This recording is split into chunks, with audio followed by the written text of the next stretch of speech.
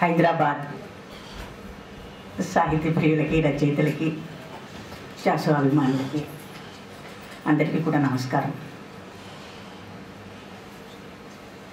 చాసో శత జయంతి సందర్భంగా హైదరాబాద్లో ఇక్కడ సమావేశం పరిచినటువంటి సుమనస్పతి గారికి, వచ్చినటువంటి మీ అందరికీ కూడా మరొకసారి నమస్కారాలు జరుపుతున్నాను.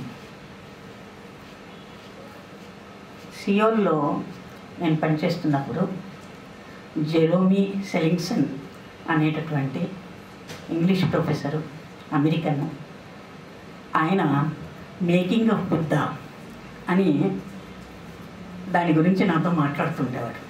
ఆయనకి eastern culture, eastern countries culture, అలాగే మన గురించి, మన ఇండియా గురించి, మన భారతదేశం గురించి ఆయనకి చాలా ఇష్టము, తెలుసుకోవాలన్న కోరిక ఉండేది. మేకింగ్ ఆఫ్ బుద్ధ, బుద్ధుడు ఎట్లా తయారయ్యాడు, గౌతమ బుద్ధుడు ఎట్లాగా తయారయ్యాడు అన్నది ఆయన నాతో చర్చ పెట్టుకుని దాని గురించి అడుగుతూ ఉండేవాడు. మాయాదేవి గారికి, అంటే బుద్ధుడి మాయకి, ఆమెకి కడుపుతో ఉన్నప్పుడు ఏమి తినిపించేవారు, ఇలాంటి ప్రశ్నలు వేస్తూ ఉండేవాడు. అలాగే పిల్లడు పుట్టిన తర్వాత ఎట్లాగా ఉండేది, అంటే మన భారతీయ సంస్కృతిలో లేదా అంటే మన సంస్కృతిలో ఎలా తయారయ్యాడు, బుద్ధుడు ఎట్లా తయారయ్యాడు అన్నది ఆయన ప్రశ్న అన్నమాట. మేకింగ్ ఆఫ్ బుద్ధ అంటే అలాంటి బుద్ధుడిని మనం తయారు చేయడానికి ఎట్లాగా అవుతుంది, ఇలా కూడా ప్రశ్నలు వేస్తుండేవాడు. తర్వాత మీ అందరికీ తెలిసినదే, అభిమన్యుడు కడుపులో నుంచే నేర్చేసుకున్నాడు అన్నటువంటి కథ కూడా ఆయనకి తెలుసు. ఇలాంటివన్నీ అడుగుతూ మేకింగ్ ఆఫ్ బుద్ధ ఎట్లాగా అంటుండేవాడు. సుమనస్పతి గారు నాకు అడిగారు కదా, చాసో ఎలా అయ్యాడో చెప్పంటారు. చాసో ఎలా అయ్యాడో చెప్పడానికి నన్ను ఇక్కడికి పిలిచారు. కథకుడి కథ అంటే గౌతమ బుద్ధుడు ఎలాగయ్యాడు, చాసో ఎలా అయ్యాడు, చాసో అయ్యాడు అని ఆయన నన్ను చెప్పమని చెప్పి అడిగారు. చాసో ఎలాగయ్యాడు, చాసోలో రెండు విరుద్ధమైనటువంటి విషయాలు నాకు కనపడుతుంటాయి. ఆయన ప్రశ్న వేసిన తర్వాత, అంతకు ముందర కూడా చాసో గురించి నేను ఆలోచిస్తున్నప్పుడు రెండు విరుద్ధమైనటువంటి అంశాలు, రెండు వ్యతిరేకమైనటువంటి అంశాలు నాకు కనపడుతూ వచ్చాయి. అవి ఏంటంటే పట్టించుకోవడం.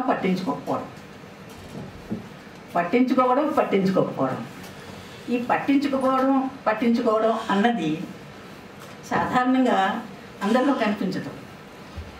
పట్టించుకుంటే అందులోనే మునిగిపోయి ఉంటాం. కానీ పట్టించుకోకపోవడం అన్నది మనం రెండింటినీ కలగాపులగంగా, అంటే రెండు వేరువేరుగా మనం చేసి చూస్తాం తప్పించి ఒక వ్యక్తిలో చూడడం కష్టం. చాలా చిన్నప్పుడు నేను పసిపిల్లగా ఉన్న సమయంలో మా ఇంట్లో దొంగతనం జరిగింది. ఇనపెట్లో ఉన్నటువంటి సామాన్లన్నీ పోయాయి. బంగారం, బామ్మవి, అమ్మవి, అత్తయ్యవి, వడ్డానం, పలకసల్లు, ఇలాంటివన్నీ కూడా ఆ రోజుల్లో ఉన్నవన్నీ, ఆ నగలన్నీ పోయాయి. అది చాలా పెద్ద లాస్.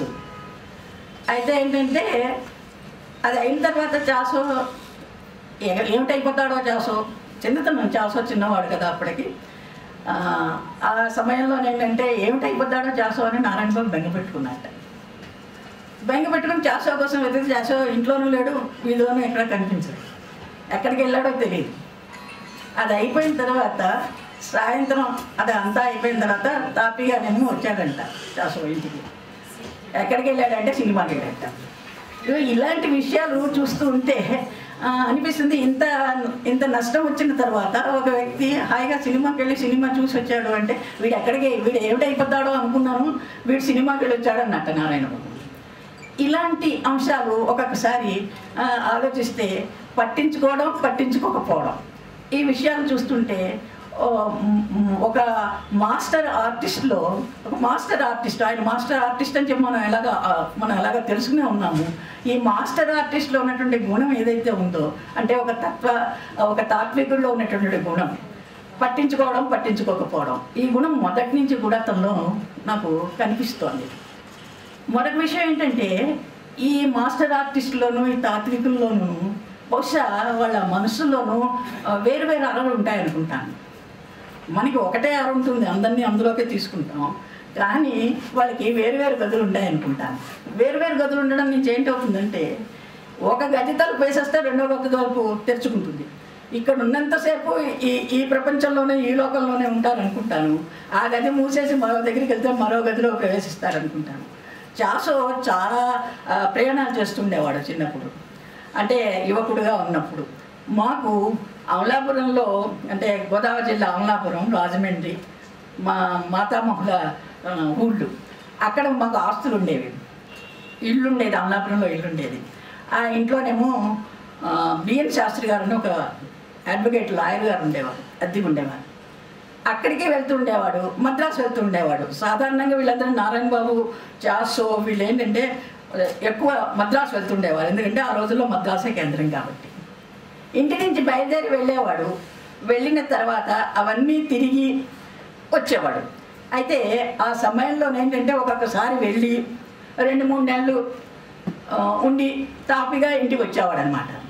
ఒకసారి మరీ ఎక్కువ రోజులు ఉండిపోయాడు. ఉత్తరం కూడా లేదు, ఎక్కడున్నాడో తెలియదు. అమలాపురంలో ఉన్నాడా, నరసాపురంలో ఉన్నాడా, రాజమండ్రిలో ఉన్నాడా, లేదా మద్రాసు వెళ్ళాడా.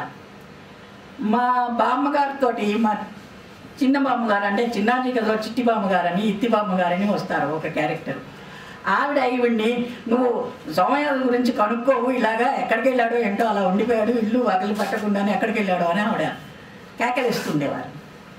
మా బామ్మకి ఏంటంటే చాసో మీద బోల్డ్ అభిమానమే కాదు, ఆప్యాయత, ప్రేమే కాదు, బోల్డ్ నమ్మకం కూడా. ఆవిడేమో పట్టించుకునేది కాదు. ఆఖరి పోరు పడలేక ఓ కార్డు ముక్క ఆవిడ అమలాపురం బిఎన్ శాస్త్రి గారికి రాసింది. ఏమని, మా బాబు అమలాపురం వచ్చాడా, అక్కడ ఉన్నాడా, ఈ కార్డుని టెలిగ్రాముగా భావించి వెంటనే ఉత్తరం రాయవలసింది, జరుగురు అని చెప్పి. చాగంటి తులసమ్మ నా పేరు, బామ్మ పేరు నా పేరు, చాగంటి తులసమ్మ అని చెప్పి, చాగంటి తులసమ్మ రాలని చెప్పి ఆవిడ రాసింది.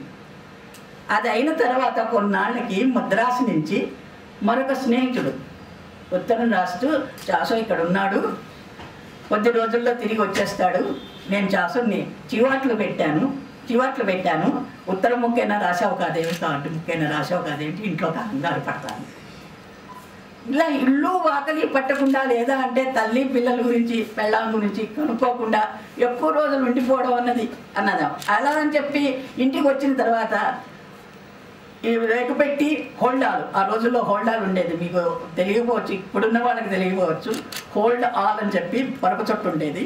ఆ హోల్డాలు ఒక రేకు పెట్టి నిండా పుస్తకాలు, హోల్డాలు పట్టుకుని ఇంటికి వారికి బట్టలతోటి ఓ రాత్రి రైల్లో ఎప్పుడో దిగి వచ్చేవాడు. నా చిన్నప్పుడు ఎలా ఉండేదంటే, విజయనగరం మా ఇంటికి రైలు కూత వినిపించేది. మా ఇంటికి దూరమే కొంచెం, కానీ మా ఇంటికి రైలు కూత వినిపించేది. అర్ధరాత్రి రైలు కూత వినిపిస్తుంటే నాన్న వస్తాడు, నాన్న వచ్చేస్తున్నాడు అనుకుంటూ ఉండేదాన్ని. అలాగే రేకు పెట్టి హోల్డాలతో తిరిగి వచ్చేవాడు. మాకు చిన్నప్పుడు తన కాళ్ళ పక్కన నిల్చోపెట్టి అన్నం ముద్దలు కలిపి పెట్టేవాడు.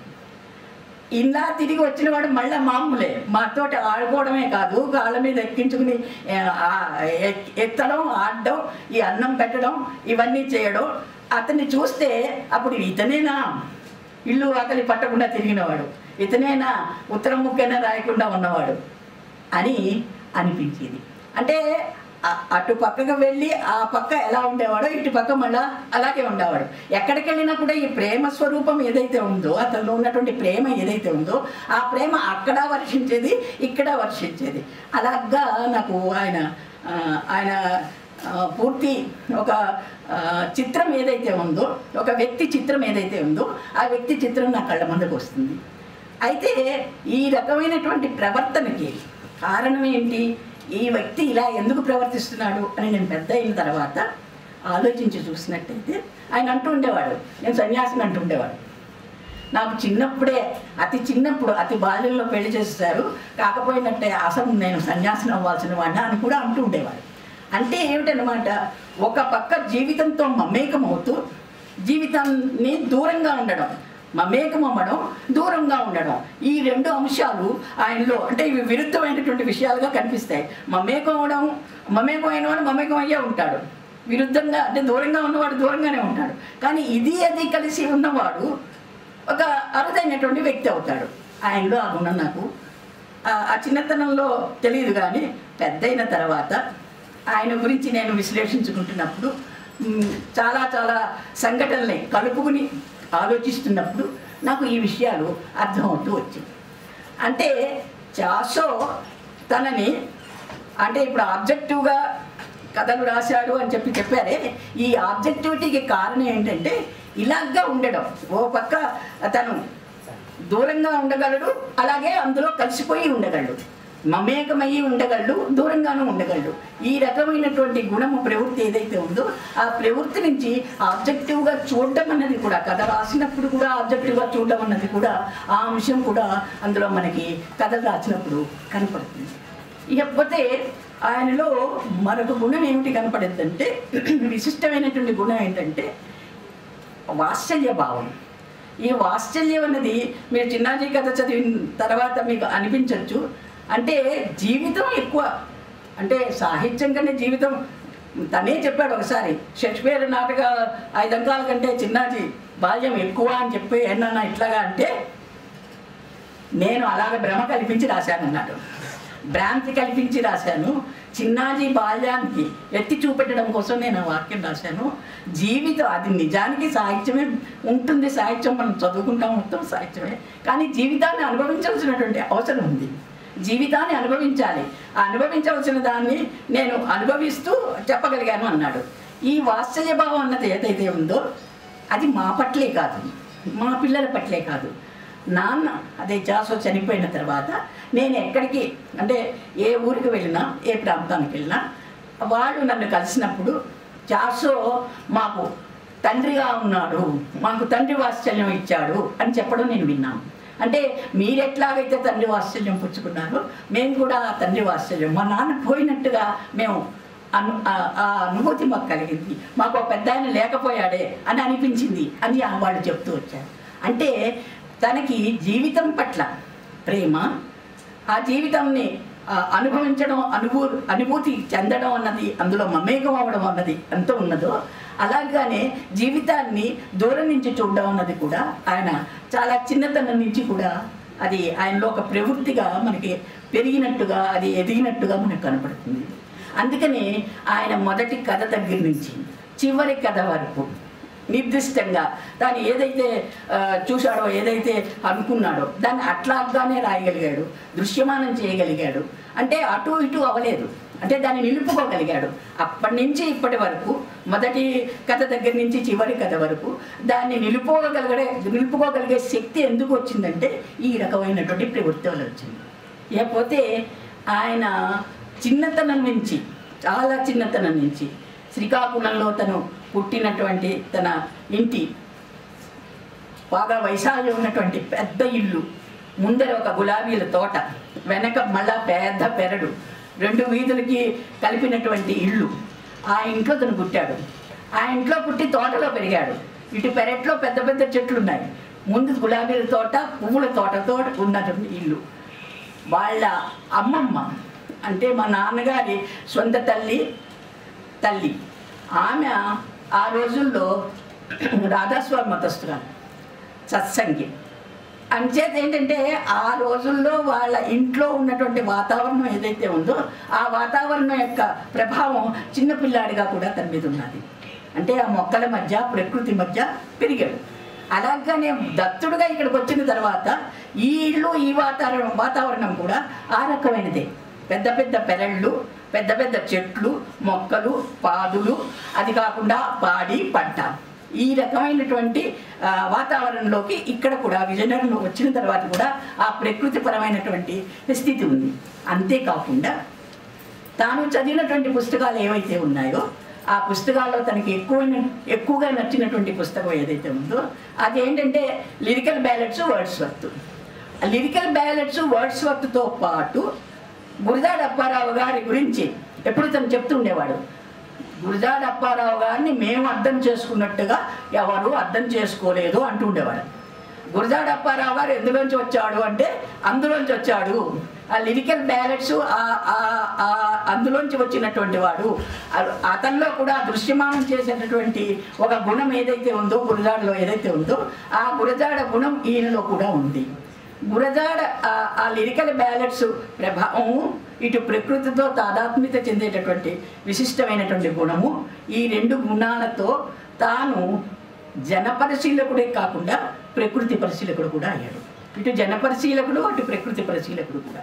అంచేది ఈ రెండు పరిశీలనల శక్తి వల్ల చాలా నిశితంగా మనుషుల్ని బాగా దగ్గరగా చూడటమే, ఆ దగ్గరగా చూసింది తాను దాన్ని స్వీకరించడమే కాకుండా దాన్ని తన కథల్లో ఉపయోగించుకోవడం, ప్రయోజనకారిగా ఉపయోగించుకోవడంలో కూడా తన ప్రతిభని సానబెట్టుకున్నాడు. దానికి ఆయన సన్నివేశంలోకి ప్రవేశించడం, సన్నివేశంలో ప్రవేశించి ఆ పాత్రల్ని ఆడించడం. చిన్నాజీ కథలో అంటాడు, వాళ్ళ మధ్య లడాయి పెడితే వాళ్ళే కథ తీసుకుపోతారు అని చెప్పంటాడు. అంటే తనేమి చూడు, అక్కడ తను చూస్తున్నాడు, ఆ చూస్తుందని మనకి చెప్తున్నాడు. తను ఏదైతే చూస్తున్నాడో అదే మనకి చెప్తున్నాడు. తానే ఒక ప్రేక్షకుడు. ఆ ప్రేక్షకుడు ఎవడైతే ఉన్నాడో వాడు మనకి చూపిస్తున్నట్టుగా ఉంటుంది కాబట్టి కదా. ఈ రెండు పరిశీలన వల్ల ఆ కథలు మనకి చాసో కథలుగా మనకి తయారయ్యి తప్పించి మరొక రకంగా చాసోవే రాయాలి, మరొకళ్ళు రాయలేరు అనేటటువంటి ఒక భావం ఏదైతే ఉందో ఆ భావానికి ఇది ప్రధానమైనటువంటి కారణం. ఇకపోతే ఆయనలో ఉన్నటువంటి మరొకటి ఏంటంటే భాష మీద పట్టు గురించి చెప్పేటప్పుడు ఆయన ప్రజల నోట వచ్చినటువంటి ప్రతి మాటని, ప్రతి పదాన్ని చాలా జాగ్రత్తగా వినడమే కాకుండా ఆ మాటని ఎవడు అంటే ఏ వర్గం వాడు, స్త్రీవా పురుషుడా, లేకపోతే చిన్నపిల్లవాడా పెద్దవాడా, రైతా, లేకపోయినట్టయితే మరొకడా, అంటే అన్ని వర్గాల నుంచి అన్ని తరగతుల నుంచి ఆ ప్రజలు మాట్లాడేటువంటి మాటని ఆయన తీసుకుని దాన్ని తన కథల్లో పాత్రల ముఖత మనకి చెప్పగలిగాడు. ఆ తర్వాత దీనికోసం చెప్పి ఆయన ప్రజల మధ్యలో తిరుగుతూ ఉండేవాడు. ఎక్కువ మాట్లాడేవాడు కాదు. మాటలు తక్కువ, వినడం ఎక్కువ, శ్రోత ఎక్కువ. తాను శ్రోతగా ఉండేవాడు, ఎక్కువ మాట్లాడేవాడు కాదు. మాట్లాడటం తక్కువగా ఉండి ఎక్కువ వినడం కారణం చేత కూడా ఈ విశిష్టమైనటువంటి గుణం ఆయనలో పెరిగింది. ఇంకొక విషయం ఏంటంటే మౌనం తెలిసినటువంటి వాడు జ్ఞాని అని చెప్పంటారే, అలాగే మౌనం తెలిసినటువంటి జ్ఞానిగా, అంటే ఇంటలెక్చువల్గానే కాకుండా ఇటు హృదయంతో అటు మెదడుతోటి కూడా రెండింటితో కూడా మౌనం విలువ తెలిసి జ్ఞానిగా ఉంటూ ఆ జీవితాన్ని తీసుకున్నటువంటి కథకుడుగా ఆయన అయ్యారు. ఇకపోతే మా అందరితోటి కలిసి కథలు రాసిన సందర్భాల్లో, అంటే తాను కథ చెప్తుంటే నేను రాసినప్పుడు అప్పుడు నాకేమనిపించేదంటే తన భావాన్ని తాను చెప్తున్నప్పుడు దాన్ని డిక్టేట్ చేసేవాడు, నేను రాసేదాన్ని. ఆ రాస్తున్నప్పుడు ఏంటంటే తన భావాన్ని కానీ నేను పట్టుకుని ఇలా తర్వాత ఈ వాక్యం చెప్తాడు, ఈ మాట పడుతుంది అని చెప్పి నాకు అనిపిస్తే ఓహో నాన్నని నేను పట్టుకోగలిగానని అనిపించేది. కానీ ఒక్కొక్కసారి నా ఊహకి అందేది కాదు. తను ఇంకో మాట ఏదో చెప్పాడు, ఇంకేదో వాక్యం వచ్చింది, ఇంకో వాక్యం అంటే తనని నేను పట్టుకోలేకపోయానే. అంటే ఏంటనమాట, నాకేమనిపించేది దృశ్యంలోకి తాను వెళ్ళినట్టుగా, తాను చొరబడి చూసినట్టుగా నేను ఆ దృశ్యంలోకి చొరబడి చూడలేకపోయాను. అంచేత నాకు ఆ మాట తట్టలేదు, లేదా అంటే ఆ వాక్యం నాకు రాలేదు. అంటే తెలుగు వాక్యం చాలా చిన్న వాక్యాలు, అతి చిన్న వాక్యం. మనం మాట్లాడేటప్పుడు ఎలా అయితే మాట్లాడతామో అందులో అట్లాంటి మాటలే ఉంటాయి. ఆ మాటని నేను పట్టుకోలేకపోయాను అంటే ఏంటంటే నేను సన్నివేశంలోకి తనలాగా ప్రవేశించలేకపోయాను. ఈ రోజుల్లో మనం కథలు రాస్తున్న వాళ్ళని చూస్తున్నట్టయితే నా పరిశీలన ప్రకారం సన్నివేశంలోకి ప్రవేశించగలిగేటటువంటి రచయితలు చాలా అరుదుగా కనపడుతున్నారు. ఏదో అనుకుని దాన్ని అక్కడ పెట్టి రాయడం అన్నది, దీన్ని నేను ఇక్కడ పెట్టి రాస్తాను, ఈ సన్నివేశం ఇలా ఉంటుంది, దీన్ని పెట్టి రాస్తాను అనుకోవడం వేరు. సన్నివేశంలోకి ప్రవేశించగలగడం వేరు. సన్నివేశంలోకి ప్రవేశించగలిగేటటువంటి నేర్పున్న రచయితే దృశ్యమానం చేయగలుగుతాడు తప్పించి మరొకడు దృశ్యమానం చేయలేడు. ఈ దృశ్యమానం చేయగలగడం అన్న దానికి సన్నివేశ కల్పన అన్నది చాలా అవసరమైనటువంటి నేర్చుకోవాల్సినటువంటి విషయం. ఇది నేర్చుకున్నట్టయితేనే వస్తుంది, నేర్చుకోకపోతే రాదు. అది ఒకటి. ఇకపోతే తాను పరివ్రాజకుడుగా తిరిగాడు అన్నమాట ఒకటి ఉన్నది. పరివ్రాజకుడిగా తిరిగాడంటే నేను చెప్పిన పద్ధతి ప్రకారంగా తాను ఏదైతే అనుకున్నాడో అలాంటి వాళ్ళు తయారవ్వాలి అని నా కోరిక తనకు ఉన్నది. అంటే తాను ఏ పద్ధతిలో రాస్తున్నాడో, తాను ఏ సమాజం అయితే కావాలనుకుంటున్నాడో అలాంటి సమాజాన్ని ఏర్పరిచేటటువంటి యువకులు ఈ సమాజం నుంచి తయారవ్వాలి, ఆ యువత తయారవ్వాలి అన్న కోరిక ఉన్నది. ఆ కోరిక నుంచి తాను ఆంధ్రదేశం అంతా మొత్తం అంతా తిరుగుతూ ఆ రకమైనటువంటి వాళ్ళని ప్రోత్సహిస్తూ వచ్చినప్పటికీ కూడా నాకేం చెప్పాడంటే నాలా రాయడం చాలా కష్టం. తను ఏం చెప్పాడంటే నాలా రాయడం కష్టం అంటే తను ప్రొలిఫిక్ రైటర్ కాదు, విరివిగా రాయలేదు. రాసినవేమోను ఇవి చాలు అన్నాడు. నేను రాసినవి ఇవి చాలు, ఈ కథలు చాలు, ఈ కథలు చదివితే చాలు, ఈ కథలు నేను ఇచ్చిన కథలు చాలు సమాజానికి అని చెప్తూ ఉండేవాడు. తర్వాత నాకేం చెప్పాడు, నువ్వు నన్ను కానీ అనుకరించి అన్నీ నన్ను ఫాలో అయినట్టయితే నాలాగా అది చాలా కష్టమైనటువంటి విషయం. ఎందుకంటే ప్రొలిఫిక్గా రాసేటటువంటి వాళ్ళకి ఉండేటటువంటి ప్రచారం ఏదైతే ఉందో ఆ ప్రచారము తక్కువ రాసే వాళ్ళకి రాదు. నేను నాన్నతో అంటుండేదాన్ని, నువ్వు విరివిగా రాసినట్టయితే నీకు ఇంకా ఎక్కువ ప్రచారం వచ్చి ఉండేదేమో, విరివిగా రాయకపోవడం నుంచి ప్రచారం తక్కువైందేమో. ఒకటి పట్టించుకోకపోవడం, రెండు విరివిగా రాయకపోవడం. ఇందాక ఆయన అన్నారనమాట, ప్రచారం రాలేదు, అంత ప్రాచుర్యం రాలేదు. ప్రాచుర్యం రావడానికి 2-3 రకాలు ఉంటాయి. ఒకటి ఏంటంటే తనకి తాను అది సంపాదించుకోగలిగితే ప్రాచుర్యంలోకి రావడానికి తానే ప్రయాస పడడం అన్నది ఒకటి ఉంటుంది. రెండోది ఏంటంటే ప్రొలిఫిక్గా రాయడం, విరివిగా రాయడం. ఎప్పుడూ ఏదో ఒక పత్రికలో వాడి పేరు కనపడుతూ ఉండాలనుకుని రాసేటటువంటి వాళ్ళు మనకి ఎదురుగుండా కనపడతారు. ఈ పత్రికలోనూ వాడే ఉంటాడు, ఆ పత్రికలోనూ ఉంటాడు, వాళ్ళ పత్రికలోనూ వాడే ఉంటాడు. ఇలాగ అన్ని పత్రికలు తెరిచినా ఒక పేరు మనకు కనపడుతూ ఉంటుంది. ఆ కనపడుతున్న వాడు ఏమిటి రాసినప్పటికీ కూడా, ఎలా రాసినప్పటికీ కూడా వాడు అక్కడ ఒక ముద్ర పడి ఉన్నట్టుగా ఉంటుంది. కానీ కొన్నేళ్ల వరకు ఒక కథ రాయకుండా దాని గురించి తప్పించి ఒకే ఒక కథ, అది కూడా 4 పేజీల కథ, 3 పేజీల కథ రాస్తే ఆ కథలో ఉన్నటువంటి దాన్ని పట్టుకోవడానికి పాఠకుల్ని తను తీసుకెళ్తాడని ఇందాక చెప్పారు. నిజమే. లే మ్యాన్ అంటే లే పాఠకుడు ఎవడైతే ఉంటాడో, సామాన్య పాఠకుడు ఎవడైతే ఉంటాడో వాడిని కూడా తనతో పాటు తీసుకెళ్ళగలడు. ఆ గుణం ఉన్నది. ఇప్పుడు చదువుతూ ఉంటే నవ్వారు. ఎందుకు నవ్వారు? అదే ఆ అనుభవం మనలో ఉంది కాబట్టి నవ్వారు. ఆ రకమైన భావాలు మనలో ఉన్నాయి కాబట్టి మనం నవ్వుతున్నాం. అందులో వ్యంగ్యం ఉన్నది, తనని తాను చేసుకున్నది ఉన్నది కాబట్టి మనకి నవ్వొచ్చింది. అలా మనం తీసుకెళ్తాడు. అయినప్పటికీ కూడా అలా తీసుకెళ్ళగలిగినప్పటికీ కూడా ప్రాచుర్యం అనేది ఎప్పుడు వస్తుందంటే విరివిగా రాయడం అన్న దాన్ని బట్టి కూడా వస్తుంది. తాను విరివిగా ఎందుకు రాయలేదు, ఎందుకు రాయలేకపోయాడు అన్నది ఒకటి నేను ఆలోచిస్తూ ఉంటాను. విరివిగా రాయకపోవడానికి కారణం తాను పెట్టుకున్నటువంటి కొలబద్ద ఏదైతే ఉందో ఆ కొలబద్ద ప్రకారం గీటురాయి ఉన్నది. ఆ గీటురాయి చాలా కఠినమైనటువంటి గీటురాయి. ఆ గీటురాయికి సరిపడా ఉన్నటువంటి కథ అయితేనే తనకి తాను అనుకున్న దాని ప్రకారంగా వస్తేనే ఆ కథని సమాజానికి ఇచ్చాడు. లేనివి చింపి పారేసుకున్నాడు, తాను కూడా దాచుకోలేదు. అంటే ఏదైతే స్వచ్ఛమైనది అవుతుందో, ఏదైతే నికార్సైనది అవుతుందో అదే ఇవ్వాలి తప్పించి అనవసరమైంది అంటే పేలవంగా ఉన్నది దాన్ని ఏమో ఉత్తిదే మనం దాచుకోక్కర్లేనిది నేను ఇవ్వవలసినటువంటి అవసరం లేదు అని తను అనుకున్నాడు. ప్రాచుర్యం రాకపోవడానికి అది ఒక కారణం. ఇకపోతే తాను తన భాషలో తనకి ఉన్నటువంటి నమ్మకంలో ఏంటంటే భాషకి అంటే ఇప్పుడు సంగీతంలో ఎలాగైతే తారస్థాయి మందస్థాయి ఉంటాయో, ఎగుడు అంటే మీదకి లేవడం కిందకి లేవడం అన్నవి ఏవైతే ఉంటాయో ఆ రకమైనటువంటి మన భాషలో ఉన్నటువంటి సంగీతం ఏదైతే ఉందో, లయ ఏదైతే ఉందో దాన్ని పట్టుకునేటటువంటి ఆ ప్రతిభ కూడా తనలో ఉంది.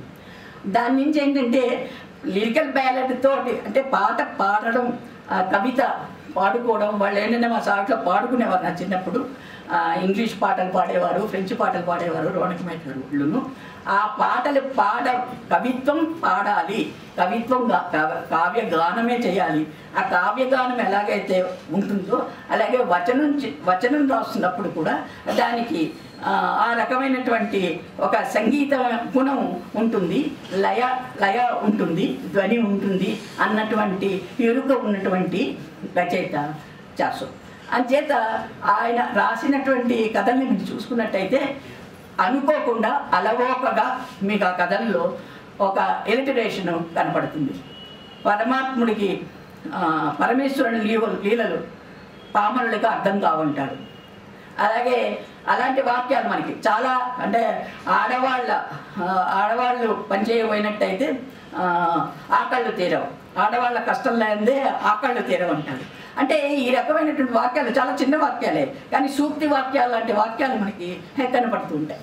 ఈ రకమైనటువంటిది ఎందుకు వచ్చింది అంటే ఆ భాషలో ఉన్నటువంటి సంగీతము, లయ, ధ్వని వీటి గురించినటువంటి జ్ఞానం కూడా ఉంటుంది.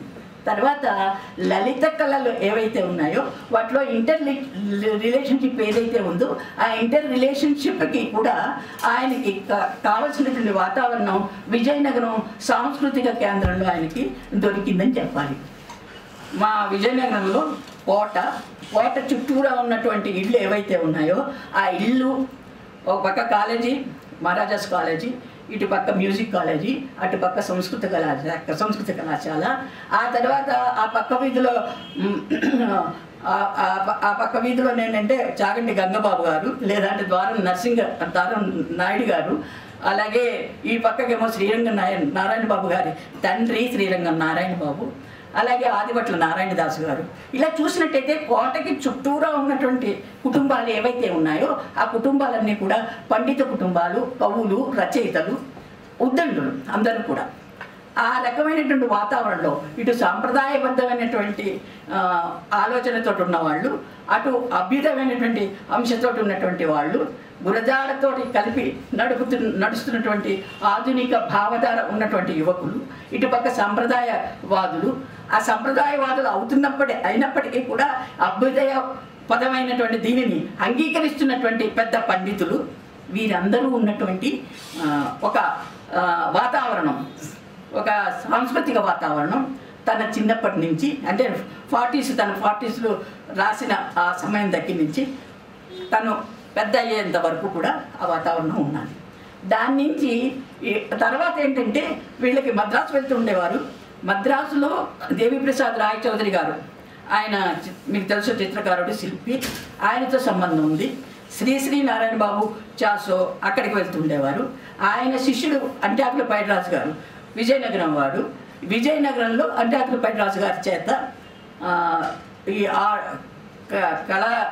చిత్రకళ స్టూడియో ఒకటి పెట్టించారు. ఆ పెట్టడంలో చాసో పాత్ర కూడా ఉంది. వీళ్ళు రోజు పార్కుకు వెళ్ళి పుస్తకాలు పట్టుకుని వెళ్ళి ఎలా చదివేవారు, ఇటు తర్వాత కాలంలో ఈ చిత్రకారుడి స్టూడియోలో కూర్చుని చర్చలు జరుపుతుండేవారు. ఒక్క భారతదేశపు చిత్రకారులు, కవులు, కథకులు వీళ్ళ గురించే కాకుండా పై దేశాల్లో ఉన్నటువంటి చిత్రకారులు, కథలు, కావ్యాలు, వాటి గురించి కూడా వీళ్ళ మధ్య చర్చలు జరుగుతుంటాయి. ఈ రిలేషన్షిప్ గురించి, వాటి గురించి వాళ్ళు ఎక్కువ చర్చ చేసుకుంటుండేవారు. ఆ చర్చల్లోంచి వచ్చినటువంటి కథలు ఇవి. దాని నుంచి కూడా చాసోగా ఎలాగయ్యాడో, అంటే కథకుడుగా ఎలాగయ్యాడో, వ్యక్తిగా ఎలాగయ్యాడో, వ్యక్తి కథకుడు ఒకడే ఎలాగయ్యాడో, నిజాయితీగా ఎలా ఉన్నాడో, నిబద్ధతతో ఎలా ఉన్నాడో అన్న దానికి ఈ అంశాలన్నీ కూడా తోడ్పడ్డాయని చెప్పి నేను అనుకుంటూ ఉంటాను. ఇకపోతే నేను చెప్పానే, ఇక్కడ ఆఖరి ఒక అంశం కొంచెం మాట్లాడినచ్చు, ఎంతసేపు అయిందో నాకు తెలియదు, చూడలేదు నా సమయం. అయితే ఇక్కడే హైదరాబాద్లో ఒకసారి చాసో వచ్చినప్పుడు పత్రికలో ఇలాగ మీ సమావేశంలో జరుగుతుందని చెప్పి చూసుకుని తనంతట తాను సమావేశానికి వెళ్ళాడు. ఒక రష్యన్ రచయిత్రి ఇక్కడ వచ్చింది. ఆ రష్యన్ రచయిత్రితో సమావేశం. ఆ సమావేశంలో తను కూడా వెళ్ళి కూర్చున్నాడు. చాసో అని తెలీదు అక్కడ ఉన్న వాళ్ళకి, వెనక ఎక్కడ కూర్చుని ఉంటాడు. ఆ తర్వాత ఏదో కాలక్షేపంగా ఏదో ఆవిడతోటి మాట్లాడుతున్నారు అందరూ. ఉన్నట్టుండి చాసో లేచి, మీరు కవిత్వం చదువుతారా పాడతారా అని అడిగట. దాంతో ఏంటంటే ఆవిడ చాలా సంతోషపడిపోయింది రష్యన్ రచయిత్రి. సరైన అంశం పట్టుకున్నారు. ఇక దాని గురించి చర్చ మొదలైందట. గుంటూరు శేషేంద్ర శర్మ గారు అక్కడ ఉన్నారు. ఆయనకి ఈ ప్రశ్న వేసిన వాడు ఎవడో తెలియలేదు. పక్కన ఎవరో ఉన్నారు, గజ్జల మల్లారెడ్డి ఎవరో ఉన్నారంట. ఆయనే చాకని సోమయాజులు. చాకని సోమయాజులు అంటే ఈయన. ఆ తర్వాత ఆ సమావేశంలో జరిగిన చర్చ అంతా కూడా కవిత్వం పాడాలా లేకపోతే చదవాలా, మీరు కవిత్వం చదువుతారా పాడతారా అని చెప్పి ఆయన అడిగిన తర్వాత దాని గురించి ఒక చర్చ జరిగింది. అదే ప్రధాన అంశం అయింది ఆ సమావేశానికి. అంటే ఈయన లేవనెత్తినటువంటి చిన్న అంశం ప్రధానమైనటువంటి అంశం అయ్యి అదే ప్రధానమైన చర్చ కింద జరిగి దాంట్లోంచి ఏదో ఫలప్రదమైనది వచ్చింది అన్నది అనుకున్నాను. అంటే ఈ పాడటం కవిత్వం అన్నది పాటకి దానికి ఉన్నటువంటి సంబంధం ఏదైతే ఉందో ఆయన అక్కడ రేస్ చేశారు. మా హిందీ సాహిత్యంలో సంగీతాత్మకత అంటారు, అలాగే లయాత్మకత అంటారు, ధ్వన్యాత్మకత అంటారు. మనకి మాటలు లేవు, మనం తెలుగులో ఈ మాటలు వాడడం. అయితే సంగీతాత్మకత, ధ్వన్యాత్మకత లేదా లయాత్మకత అన్న మాటల్ని మన విమర్శకులు మనం తీసుకోవచ్చునేమో, మన భాషలో మనం కలుపుకుని మనం వాడుకోవచ్చునేమో మన విమర్శకులు వాడినట్టయితే బాగుంటుంది. ఇప్పుడు మన కథల్లో కానీ మన ఈ వాక్య రచనలో కానీ ఈ ధ్వన్యాత్మకత ఉందా, సంగీతాత్మకత ఉందా, లయాత్మకత ఉందా అన్న విషయాల్ని కూడా మనం చర్చించుకోవచ్చు. అంటే కథల్లో మనకి చాసో కథల్లో మనకి అది కనపడుతుంది. హెచ్చు తగ్గులతోటి మాట అనడంలో కానీ ఇప్పుడు కథ చదువుతున్నప్పుడు మాట్లాడేటటువంటి స్వరం ఎలాగ మీదకి రేజ్ అవుతుందో, ఎలాగ కిందకి దిగుతుందో అన్న విషయాలు మనం కనిపెట్టి చూసినట్టయితే ఆ రకమైనది మనకి కనపడుతుంది. అంచేత చాసోగా ఎలాగయ్యాడు, అదే నేను మొదట చెప్పినట్టుగా చాసోగా ఎలా అయ్యాడు అంటే ఆయన పట్టించుకోకపోవడం, ప్రకృతితోటి ప్రకృతిని ప్రేమించడం, మనిషిని ప్రేమించడం, జీవితాన్ని ప్రేమించడం, అందులో తాదాత్మ్యత చెందుతూ ఆబ్జెక్టివ్గా చూడగలగడం, మీదకి ఎదిగి చూడగలగడం, లోతుకి దిగి చూడగలగడం, లోతు ఎత్తు రెండు ఒకటే అని చెప్పి తెలుసుకోగలగడం, దాన్ని ఎలాగా అంటే సమాజానికి అంటే ఆ సమాజం మారవలసిన అవసరాన్ని గుర్తిస్తూ తాను ఏ తాత్విక చింతనతో ఉన్నాడో ఆ తాత్విక చింతన వైపు ప్రజలు చైతన్యవంతులు అయ్యేటట్టుగా అవి రాశాడు, ఆ కథలు రాశాడు. అంచేతే ఆ కథలు కాలాన్ని జయించే కథలు. అంటే ఇన్నేళ్ళు అయిపోయింది తను రాసి, అయినప్పటికీ కూడా ఈ రోజుని ఊళ్ళో వానలేదు కథ చదివినప్పుడు మనకి అదే అనుభూతి కలుగుతుంది. అలాగే ఏ కథ చదివినప్పటికీ కూడా పాతబడిందే అనిపించినటువంటి కథలు. అంటే ఎప్పటి వరకు ఈ సమాజం మారదో మారిపోయిన సమాజం వచ్చినప్పుడు ఈ కథల్ని మర్చిపోతామా అన్నప్పుడు కూడా మానవ స్వభావ పరిశీలనలో గట్టివాడు కాబట్టి ఆ కథల్లో ఉన్నటువంటి మానవ స్వభావ పరిశీలన వల్ల మనకి ఆ పరిస్థితులు లేకపోయినప్పటికీ కూడా ముందు మనం అనుకున్న సమాజం ఏర్పరచుకున్న సమయంలో కూడా భావి తరాల్లో కూడా ఈ కథల్ని చదివినప్పుడు మానవ స్వభావ పరిశీలన అంత నిశితంగా పరిశీలన ఉన్న కారణం చేత ఆ కథలు ఆ రోజుకి కూడా కొత్తగా తాజాగా చదవదగ్గగానే ఉంటాయి అన్న విషయాన్ని ఈ రోజుని నేను మీ అందరి ముందర కూడా చెప్పగలుగుతున్నాను. అది ఉంటాయన్న నమ్మకం కాదు, ఆ కథల్లో ఉన్నటువంటి విశిష్టతది. అవి చనిపోవు. ఏదో షేక్స్పియర్ నాటకం, ఇప్పుడు షేక్స్పియర్ నాటకాలు కానీ లేదా అంటే మహాభారతంలో కథలు కానీ కొన్ని కథలు కానీ మహాభారతాన్ని ఈ రోజున కూడా ఎందుకు చదువుకుంటున్నామంటే ఆ మానవ స్వభావ పరిశీలన ఉండబట్టి ఈ రోజున కూడా మనకు దుర్యోధనలో కనపడబట్టి లేదా అంటే ఈ రోజుల్లో కూడా గిరీశాలు కనపడబట్టి అవి బతికే ఉంటాయి. కన్యాశుల్కం వస్తువు లేనప్పటికీ కూడా సమాజం మారిపోయినప్పటికీ కూడా అవి నిలిచున్నాయి. అంటే జీవితాన్ని జీవితంగా దర్శించి దాన్ని వాస్తవిక రూపం అంటే రియలిస్టిక్గా అంటే వాస్తవికతావాదం అంటే అది వేరు ఇది వేరు ఆ రకంగా చూపెట్టినటువంటి రచయితగా గురజాడ వారసుడిగా చాసోగా తయారైనటువంటి నేపథ్యాన్ని కొద్దిగా ఎక్కువగా కాకపోయినప్పటికీ కూడా కొద్దిగా మీ ముందు ఉంచడానికి ప్రయత్నం చేశాను. ఈ అవకాశాన్ని ఇచ్చినందుకు ధన్యవాదాలు.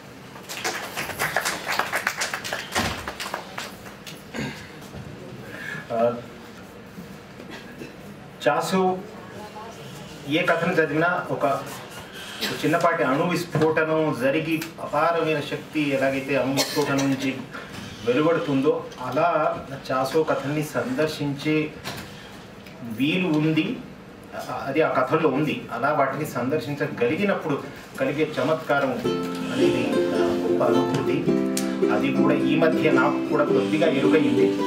దాని వెనక ఉన్న నేపథ్యం, అది ఏ రకంగా అలాంటి కథా సంవిధానం సాధ్యమైంది, తన ఎరుకతో చాలా చక్కగా ఆవిష్కరించగలిగారు అనుకుంటాను. కొద్ది సమయంలో అనేక కోణాల నుంచి అనేక రకాలుగా ఈ పరిశీలన జరగాల్సిన అవసరం ఉంది.